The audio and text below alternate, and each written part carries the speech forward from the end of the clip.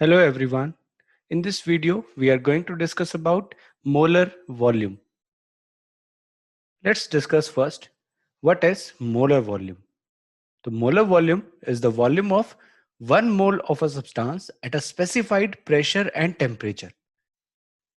अगर हम यहाँ पर पर्टिकुलरली बात करें STP की, that is standard temperature pressure, तो जो 1 मोल होगा जिसके अंदर 6.02 इंटू 10⁻23 पार्टिकल्स होते हैं एक गैस के, तो वो ऑक्यूपाई करेगा एक वॉल्यूम को जो कि होगा 22.4 लीटर। तो इसका मतलब ये हुआ कि हर एक गैस STP पर 22.4 लीटर वॉल्यूम ऑक्यूपाई करेगा।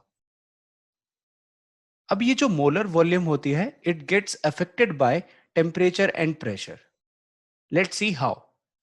गैसेस आर कंप्रेसिबल, तो अंडर हाई प्रेशर जो पार्टिकल्स होते हैं गैस के, वो फोर्स किए जाते हैं और वो क्लोज हो जाते हैं एक दूसरे के, जिससे क्या होता है, जो अमाउंट ऑफ एम्प्टी स्पेस होता है वो डिक्रीज हो जाता है, और इस एम्प्टी स्पेस के डिक्रीज होने की वजह से जो वॉल्यूम होता है वो भी डिक्रीज हो जाता है गैस का।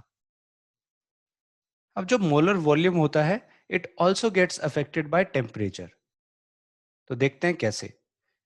जब गैस को हीट किया जाता है तो जो मॉलिक्यूल्स हैं वो फास्टर मूव करने लगते हैं। तो जब वो फास्ट मूव करने लगते हैं तो उससे क्या होता है, जो अमाउंट ऑफ एम्प्टी स्पेस होता है वो इंक्रीज हो जाता है, और अमाउंट ऑफ एम्प्टी स्पेस उनके बीच में अगर इंक्रीज हो जाएगा तो वहां उससे क्या होगा कि जो वॉल्यूम ऑफ गैस है वो भी इंक्रीज हो जाएगा। Because of the variation in gas volume due to pressure and temperature changes, जो कंपैरिजन किया जाना चाहिए गैस वॉल्यूम्स का, वो होना चाहिए स्टैंडर्ड टेम्परेचर एंड प्रेशर पर। इसीलिए मोलर वॉल्यूम को स्टैंडर्ड टेम्परेचर एंड प्रेशर पर कैलकुलेट किया जाता है, ताकि गैसेस को कंपेयर किया जा सके in terms of volume. Now we will discuss molar volume of different gases at same temperature and pressure. Now consider 3 balloons are here. These are gas balloons. One has H2 gas, another has O2 gas, and the third one has N2 gas. ये तीनों gases balloon के अंदर STP पर field की गई हैं, that means standard temperature and pressure पे। Then जो 1 मोल होगा सभी गैसेस का यहाँ पर स्टैंडर्ड टेम्परेचर एंड प्रेशर पे, उसके पास वॉल्यूम होगी 22.4 लीटर। यहाँ पर जो टोटल वॉल्यूम है जो गैस ऑक्यूपाई करता है, वो प्राइमरली जो एम्प्टी स्पेस है पार्टिकल्स के बीच में उसकी वजह से है।